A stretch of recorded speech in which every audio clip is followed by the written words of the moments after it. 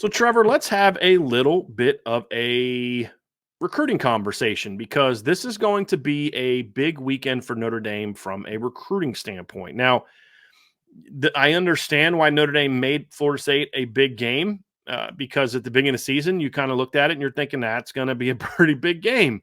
It hasn't panned out that way from the standpoint of the opponent is going to be really strong, but it is still a very big recruiting weekend because I don't care what their record is.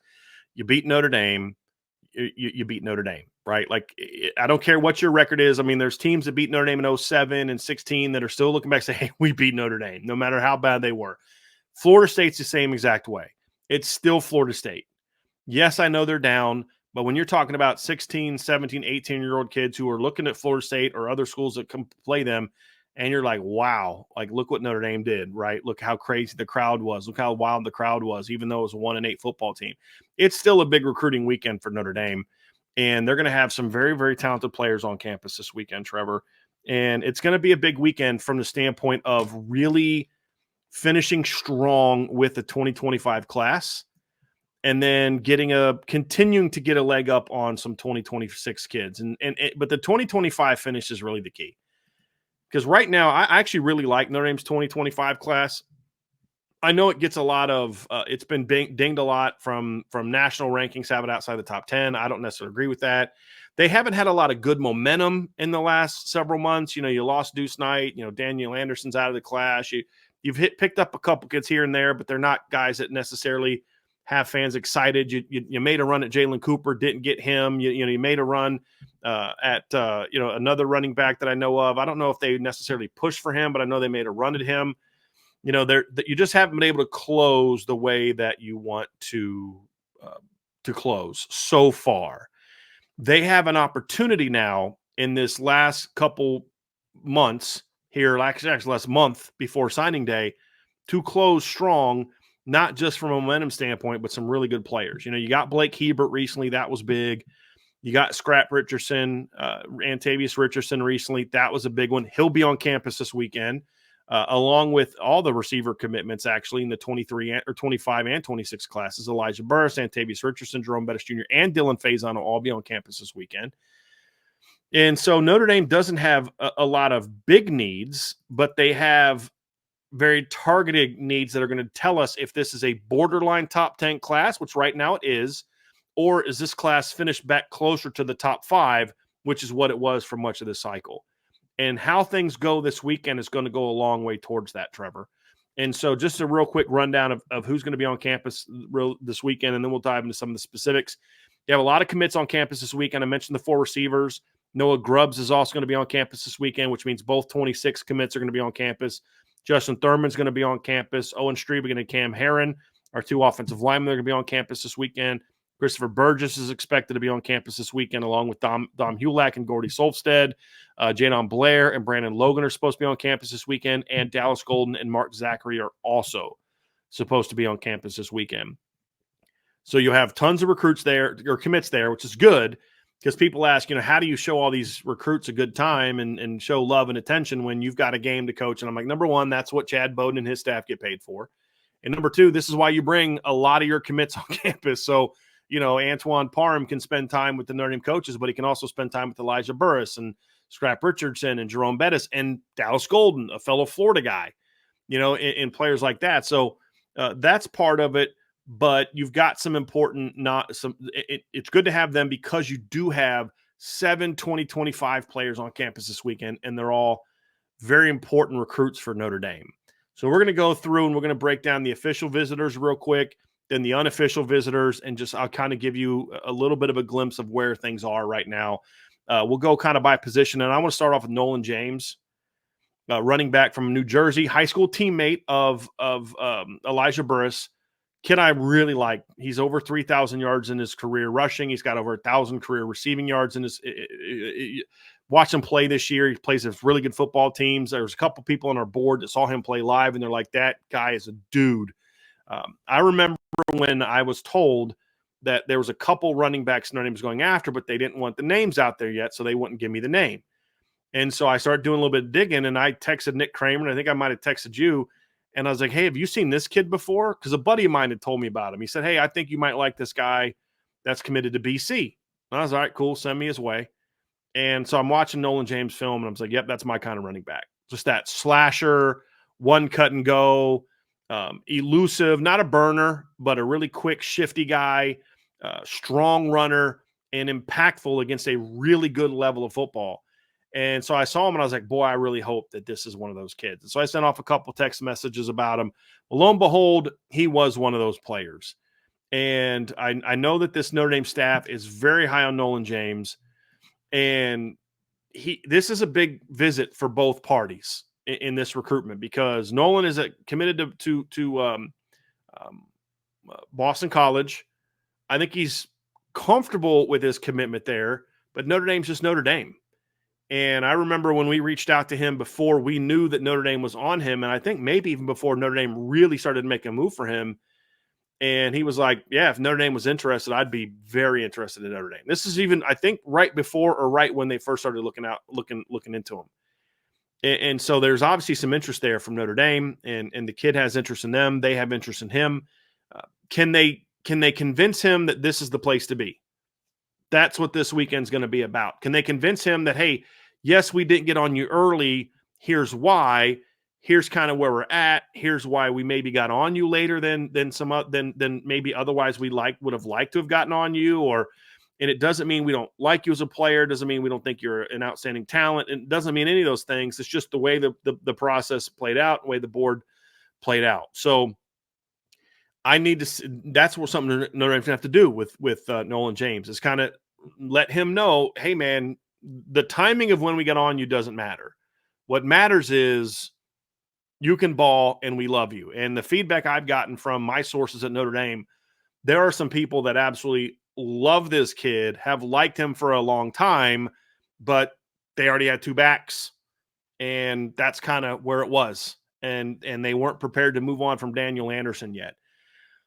And that's kind of where they are. So that's one guy, Trevor, that's going to be on campus this weekend. I know you've had a chance to watch Nolan James a little bit, but he's not ranked real high. I get all that. And he's not someone that I'd be like, oh, they're missing the boat. He should be a top 50 recruit like Jeremiah Love. He's not that either. This is just a good football player.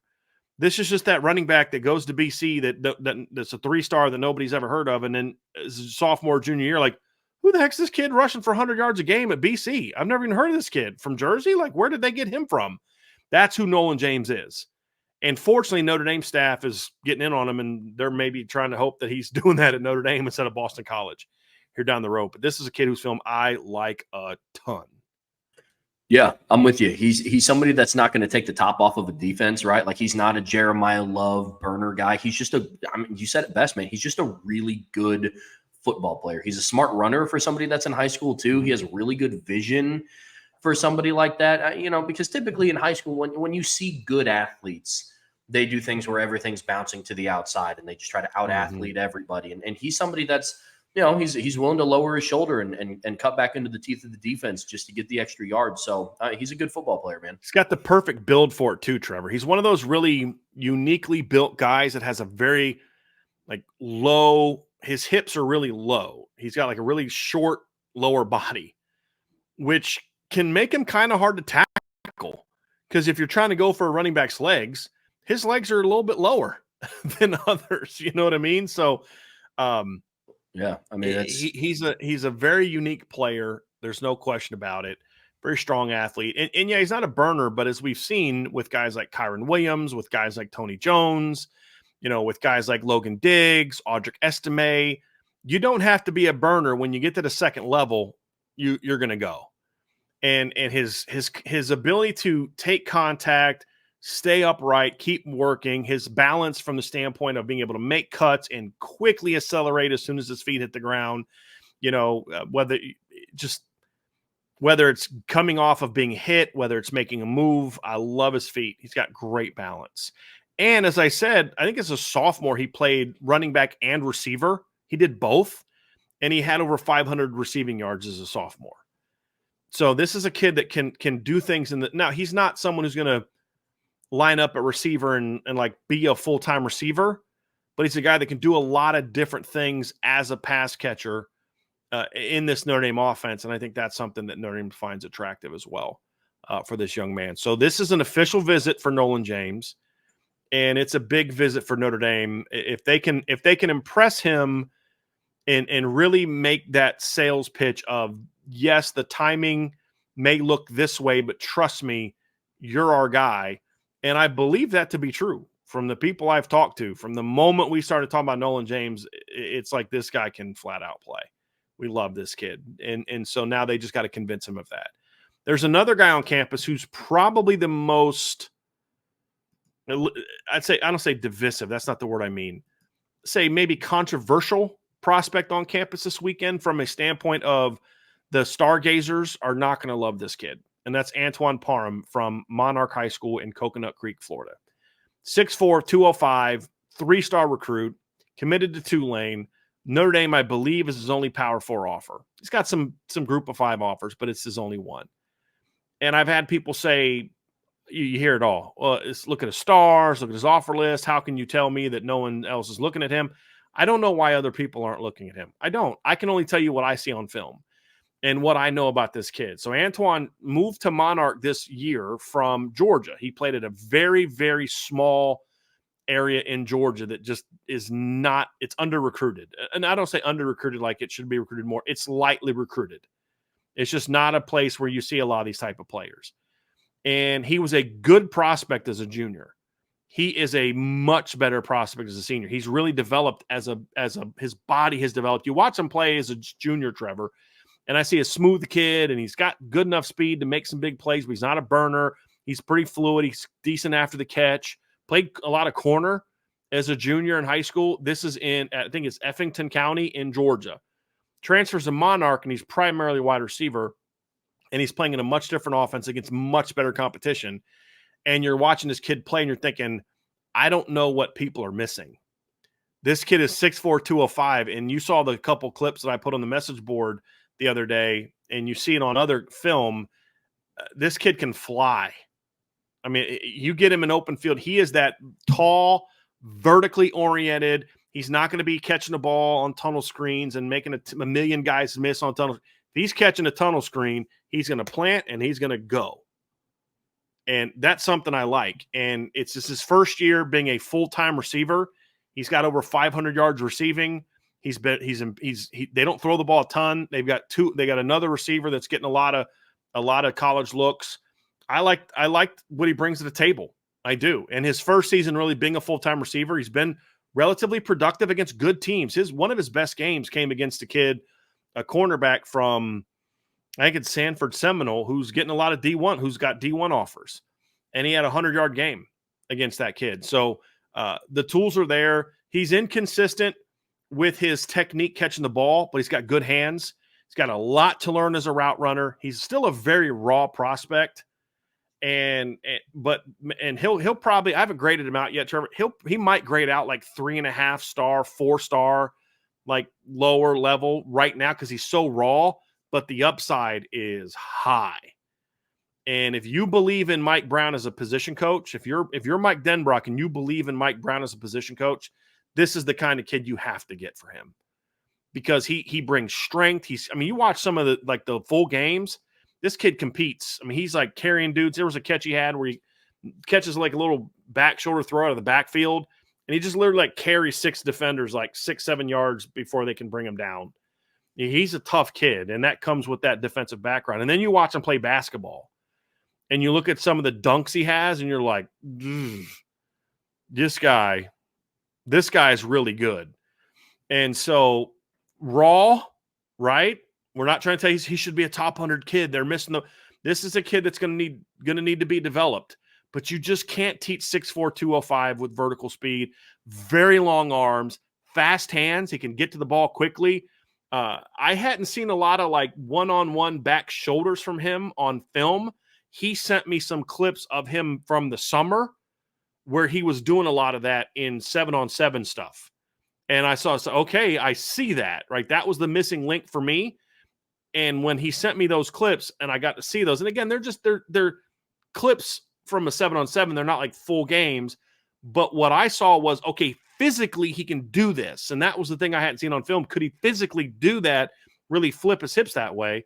I know he can run fast and he can catch over the middle. There's a play he had, I think, against might have been against Seminole, where he's running and there's two guys and he just kind of reaches over top of a guy, snatches the ball, brings it in, and you're just like, how did he catch that ball? But can he win the contested one-on-one back shoulder? We hadn't seen a ton of that. I know he can take a screen and just fly past the defense. So when I saw those clips, I was like, all right, cool. Physically he can do it. To see him flip his hips like that, he's not that tall, tight kid, fast, tight kid that a lot of times you see. Love the skills. Gonna need to be coached, but I love the skills. To me, this is the controversial part probably for me. If I believe, talking to sources, that Notre Dame would love to add him and Derek Meadows to the class. They want both of them, from what I'm told. If I can only have one, I'm taking Antoine Parham. I know that's not popular. I probably shouldn't say that, but that's just a fact. I don't care what the rankings say. I'm saying I see this kid's film. I see how this kid competes. I see this kid's toughness. I see how this kid's produced in really only 1 year as a receiver compared to that guy. And like I said, be glad if Notre Dame gets Derek Meadows, because you can't teach 6'6", you can't teach speed, you can't teach leaping ability. Hopefully, eventually, the football part gets developed. But I'm not turning down that talent. I'd gladly take Derek Meadows from that standpoint. All I'm saying is temper your expectations with Derek Meadows, because this is a super raw player, but he also has big time tools. My point is, I think this kid also has big time tools, but this kid is stronger. And this kid is a better football player. And I think a more athletic football player. Derek may be a better athlete overall. This kid's athleticism flashes on the football field. You get what I'm saying?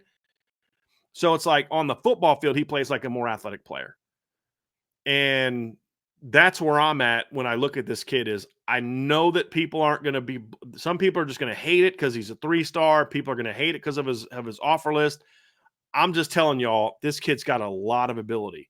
He's a low floor, really high ceiling guy that brings something to the table, Trevor, that they just don't have a wide receiver for the future, which is that 6'4", vertical, run goes, run comebacks, run digs, run posts, and just outrun people. They don't have that. And this kid brings that to the table. I would love it if Notre Dame flipped this kid in this class. It won't move the needle perception-wise, but I'm telling you, you add this kid to your depth chart, that's going to be something. Yeah, I agree. I mean, with kids like Antoine Parham, right, I pay attention more to the intangibles than what ratings say. Like, I know I should do a better job of paying attention to what the ratings say, but I don't get too wrapped up when people say, oh, he's only a 3-star. Like, I'm more of a – I watch the film – I see how they perform on the football field, right? Like if his baseline, right, is being 6'4", 200 pounds and a burner, and now you just have to like perfect the craft a little bit, that's a good place to start. That's a really good place to start. So yeah, I mean, he'd be a great addition to the roster. And again, we've talked about Notre Dame's wide receiving core, and the biggest difference from last year to this year is they don't just have 6 guys that all do the same thing. They've diversified their room a little bit. Adding a guy like Antoine Parham diversifies it even more, because right now you don't have the 6'4" guy who can stretch the field vertically. I mean, closest thing you have right now, I guess, is Bo Collins at 6'3", but Bo Collins is not a burner. Well, but Bo's gone. Bo's gone this year. That's kind of where I'm coming from. Yeah, Him and Deion Colsey are similar type of athletes, but they're not burners either. Deion's actually faster than Bo, but they're gone after this season. Yep, 100%. And then like your next quote unquote big guy is Micah Gilbert at 6'2", 205. Yeah. So he just adds a skill set that you definitely, in my opinion, need more of. There's another pretty intriguing player coming to town this weekend, Trevor. It's a young man from Pennsylvania by the name of Andrew Olesh. He's a tight end committed to Michigan. He's a good football player. He's a top 150-ish caliber player to me. Smooth. He's more of a pass catcher right now than he is sort of like the dual threat all-around guy like James Flanagan. But if Notre Dame is looking to add a second tight end who's primarily a pass catcher that complements James Flanagan, who the staff loves, by the way. But James Flanagan is more of trying to think of a comparison. He's more of I don't want to say traditional tight end, because I think that undersells his explosiveness, but he's more of a guy that a traditional tight end in that there's a blocking dominance to his game, a short game dominance to his game, but he can also stretch the field. Like, he's just a great all-around player. They'd like to complement him with a more of a pass catcher type that's going to move around like sort of like a Mitchell Evans type, right? And play in the slot, play outside, catch the ball, be a good route runner, have some athleticism. And that's why they offered they went after the Tiandre Waverly kid. That's also why they're going after a Andrew Olesh. That's what he is. He is a smooth, elusive, good hands, good route running, good speed for his size type of player that really makes a big impact in the pass game. And that's why he is on the board and he's visiting this weekend. Now, recruiting-wise, Trevor, I don't feel as good about this one as I do the others. I'm not saying Notre Dame can't flip him. They're going to need a knockout visit with him. He's a PA kid. I know Penn State's looking at him. I believe Oregon is also looking at him. Penn State's the team that I hear most about from my sources as the team to look out for if he's going to flip from Michigan, which at this point in time I do anticipate he's going to flip from Michigan. I just think as of today, I think Notre Dame's probably running second for him, maybe third. But that's also because this recruitment's relatively new. And if they can really blow the visit away this weekend, I think they may have a shot to move up. But the visit's going to have to be really a big-time needle mover for him. But from a talent standpoint, this is a quality football player. He's athletic, man. You hit the nail on the head. He's a very smooth athlete. A lot of times with tight ends in high school, they also play like defensive end. And I've watched his film. Andrew Olesh will line up at safety. And it's not like on a Hail Mary like situation where, all right, let's just put our tallest guy back on the ground. I mean, he's playing safety in the middle of the second quarter. I mean, that's how good and smooth of an athlete this kid is. So he'd be a great addition to the room. I mean, can't emphasize it enough. Like when you have the skill to be a tight end and also a safety, which like the skill sets there outside of, I guess, just catching the football is not really a translatable skill. I mean, that's solid. That's really good. So going to be interested to see what happens this weekend, but I'm with you. I think they're going to have to really knock this one out of the park to get him to flip. So we'll see, especially, factoring in you already have James Flanagan in the class and him being a Pennsylvania kid. So I believe his dad also went to Penn State, played at Penn State also, which factors in as well. Sure. Which is why I never understood why he went to Michigan in the first place.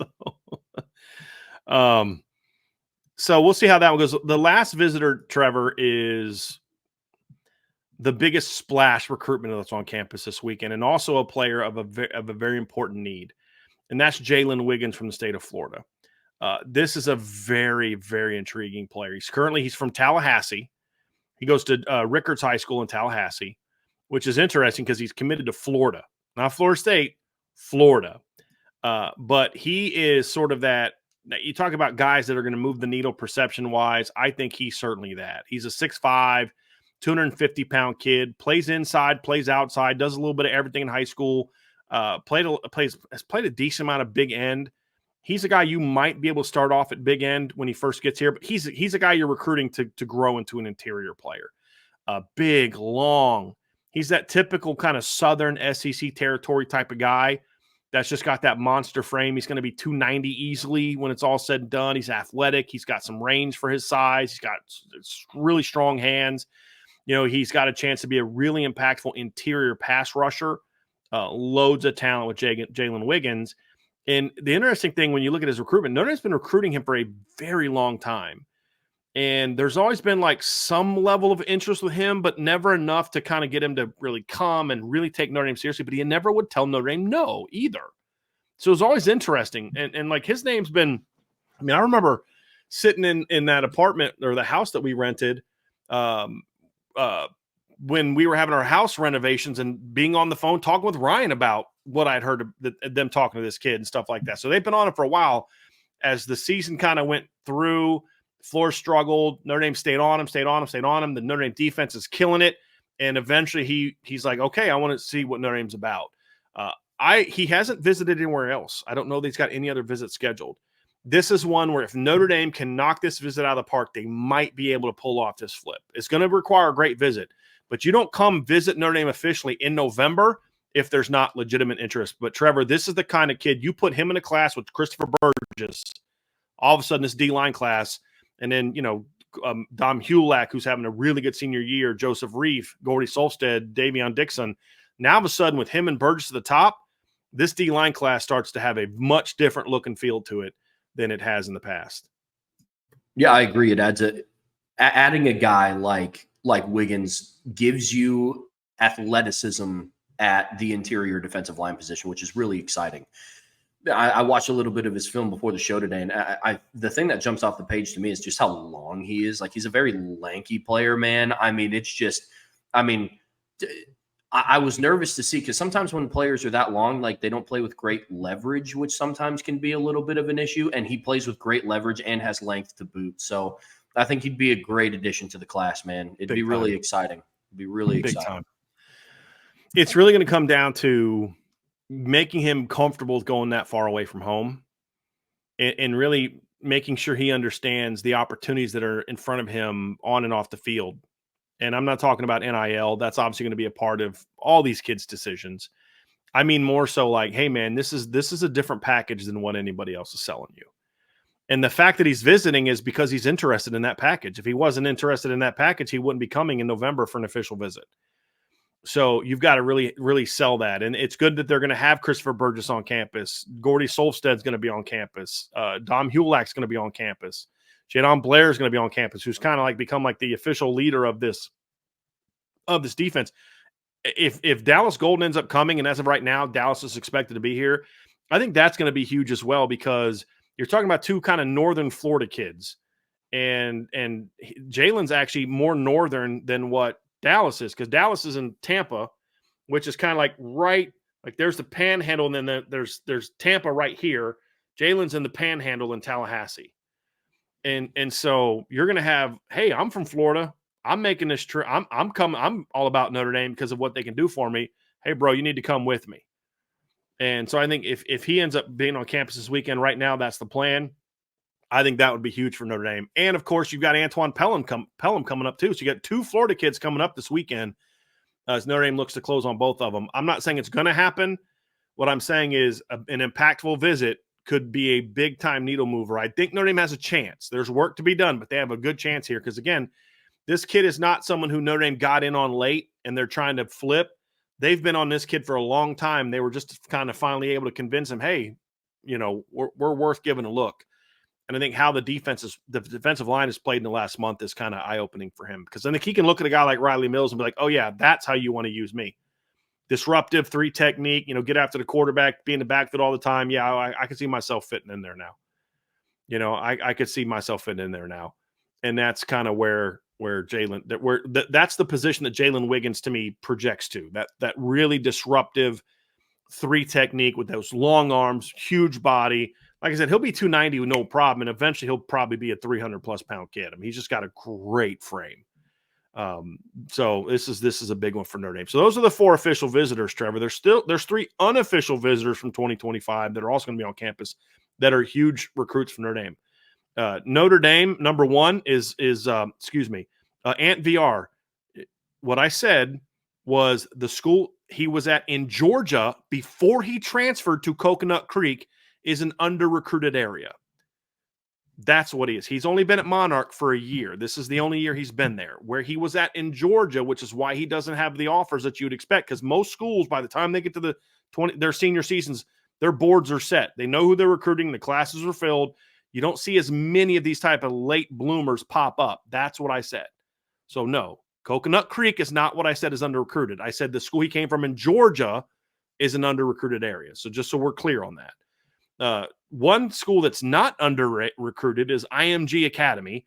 And another school that's not under-recruited is Bishop Gorman in Nevada. And Notre Dame will have a kid from both of those schools this weekend, along with Madden Faremo. These are the three sort of crown jewels of Notre Dame's desired class for the defensive side that they've been on forever.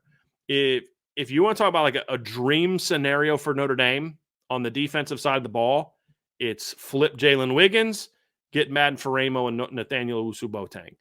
And then it's kind of like, okay, who's got a better class than us? That's the argument Notre Dame's making. Who's got a better linebacker class than us? Don't know if anybody does. Who's got a better secondary class than us? Don't know if anybody does. Now your D-line class has two top 100 caliber guys on it. Okay, plus depth. Now you're like, all right, this is going to be very interesting. So that's sort of that inside straight perfection that they're looking to do.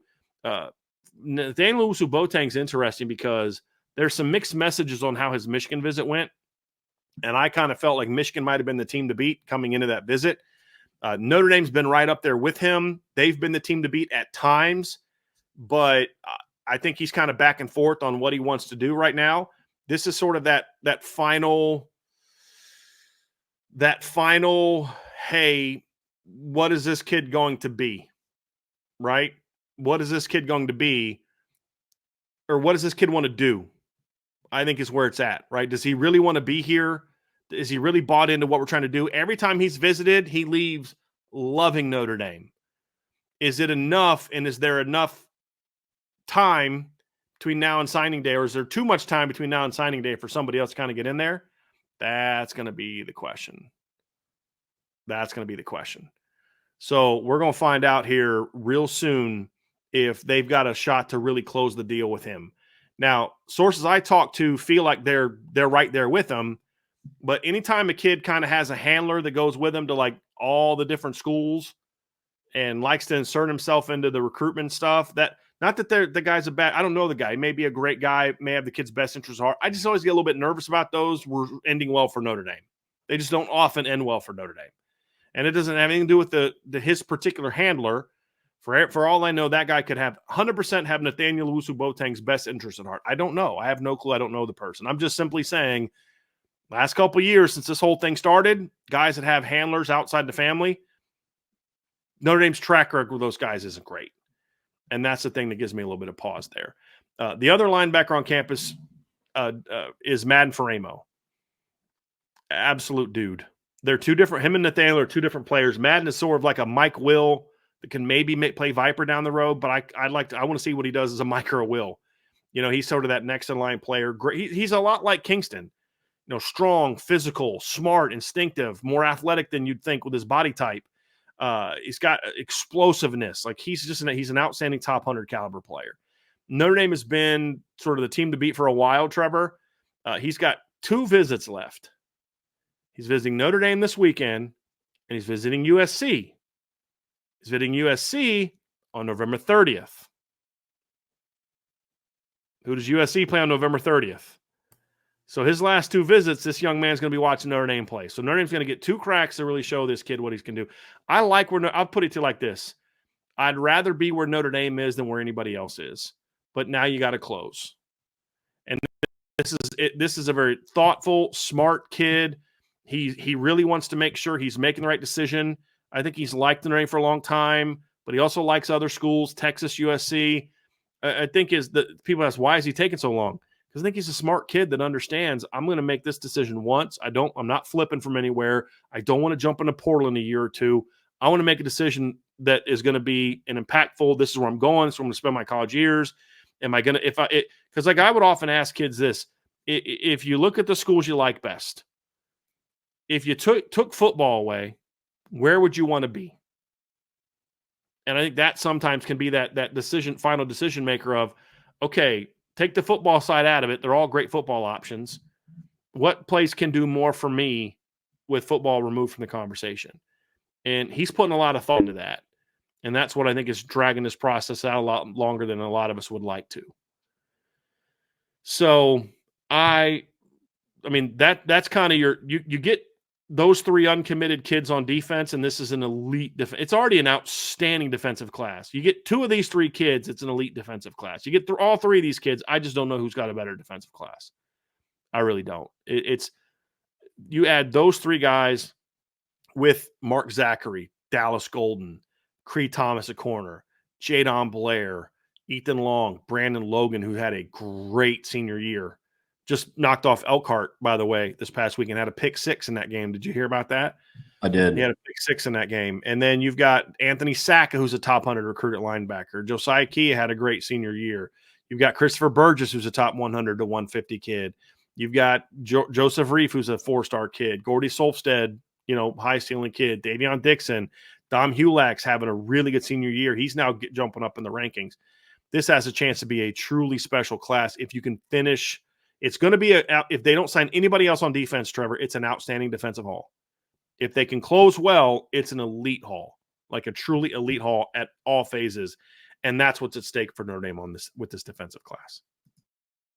Yeah, it's one of those hauls that you in a couple years down the road, we can sit back and look back and say, based on what the team is made up of, the 24 class and the 25 classes, 11 of the 11 starters on defense, right? So that is kind of what's at stake. But I'm with you. I mean, even if they don't sign these kids, it's still a really good defensive class. But that's what kind of takes it to the upper echelon of defensive recruiting, is getting these kids. So it's going to be a big weekend on campus. And, overall, I think Notre Dame has done a really good job this year of taking advantage of winning the games that they need to show some of these kids that, like, the best football doesn't happen in the South, right? Like, they have an opportunity to beat Florida State at home at night, and they've already beaten Texas A&M at Kyle Field, and they beat Georgia Tech down in Atlanta. And, so I think Notre Dame is kind of taking care of business in that aspect. Now, next thing is they have to take care of business against Florida State. Now, I know recruits kind of look at the team and the program differently than the fans do win-loss, but I regardless of Florida State's overall record, I don't think it's any mystery that they're bringing all of these top-end recruit guys in for a night game. Because if you guys have ever seen or been at a night game at Notre Dame Stadium, it just hits a little different, man. It's really fun. It's really cool. The environment's awesome. And you have just more time to go through things throughout the day, because you're not having to be at the stadium by noon and, going through pregame warmups by 1:00. So I'm interested to see how they do this weekend for all these big time recruits coming onto campus. Last one on the list, Trevor. Derek Meadows, 4-star kid, top 100 player, committed to LSU, Bishop Gorman. One of the most polarizing prospects I've seen Notre Dame recruit in a long time, because there's a group of people that kind of view him as like this elite guy because he's ranked high. He's all these things. And then there's other people that look at him like me, for example, and I'm saying, yeah, I get the tools, but like, guys never produced in high school, right? Like, you guys are looking at him as like the savior for the receiving corps. I look at him as a very talented, but very raw project type of guy. But whatever you think about him, you can't teach 6'6", you can't teach speed, you can't teach leaping ability, you can't teach the tools. And the fact is he's a kid that Notre Dame has wanted for a very long time. I think that if Notre Dame were able to flip a guy like Derek Meadows, I think it's going to speak volumes for where the program is at in terms of recruiting wide receivers. I mean, LSU has been one of the most dominant schools when it comes to recruiting wide receivers over the last, call it decade, right? Now, at one point in time, they had Odell Beckham and Jarvis Landry, and then they go out and they get, Jamar Chase and Justin Jefferson and all these guys, and then they get Brian Thomas Jr. and Malik Neighbors. And so, if Notre Dame is able to flip a guy like Derek Meadows away from a team like LSU, I think that bodes really, really well for just the future of recruiting at that position. Bryan, I'm kind of with you. I watched the kid's film, and things are very obvious. Like, he has really good high point ability with the football, but he's also 6'6", so he should, right? Like, he's a very long strider, so it might not look like he's running that fast. I'm not saying that he's a burner, but he strides out very well. But I think what this does overall, looking at this big picture, is if Notre Dame is able to flip a kid from LSU who is known for recruiting elite level wide receivers, I think that's going to start turning the narrative around that, yep, Notre Dame's always going to recruit great offensive linemen, great defensive players, and great running backs, right? And now if you go and you flip a kid that is this highly thought of nationally, he's a top 100 guy, 4-star recruit, the 6'6" wide receiver. Those are the guys that typically don't come to Notre Dame. So I think it would do really well for Notre Dame big picture. That's where I'm at with Derek Meadows. The other good news is he's starting to turn it on a little bit in high school. He's actually he's never had a 100-yard game in his career until Friday. Had his first 100-yard game. And then the week before that, he had 86. So he's starting to turn it on a little bit production-wise. But the tools are there. As far as where they are, I still think still don't feel like Notre Dame's going to flip him. I know they're going to try hard. As I said before, they'd love to add Meadows and Parham to the class. I think right now, I would say Notre Dame's probably still running third behind LSU and Michigan. If Michigan flips Bryce Underwood, I think they might be hard to beat for Derek Meadows. If they don't flip Bryce Underwood, then I think Notre Dame will have a much better shot there, in my opinion. But, we'll see kind of how it plays out. But that's the other visitor. There's some 26 kids that are going to be on campus this weekend that are important prospects. We won't get into those right now. I'll list who they are right now. DeZephan Walker, who's a running back from Missouri, talented player. Connor Solomon, who's one of my favorite 2026 kids. He is an absolute burner. You want to talk about getting burners in the class? He is a burner. He is a big-time must-get guy. There's an offensive lineman from Florida whose last name I do not know how to pronounce that they've been recruiting multiple times. Samote Katoanga, who is a defensive lineman who's from California, high school teammate of Madden Ferremo's coming. They offered him this summer. Tank King, we'll have a story coming out tomorrow with Tank King. Sean Davis interviewed him. He'll be on campus tomorrow. Thomas Davis Jr. will be visiting this weekend. R.J. Sermons will be visiting this weekend. Another very talented player that Notre Dame likes a lot. Jacob Weatherspoon is going to be visiting this campus. He's a 26 corner that Notre Dame staff likes a lot. And then Jet Washington, who I believe is Kobe Bryant's nephew, I believe. And also a kid from Bishop Gorman will be on campus this weekend as well.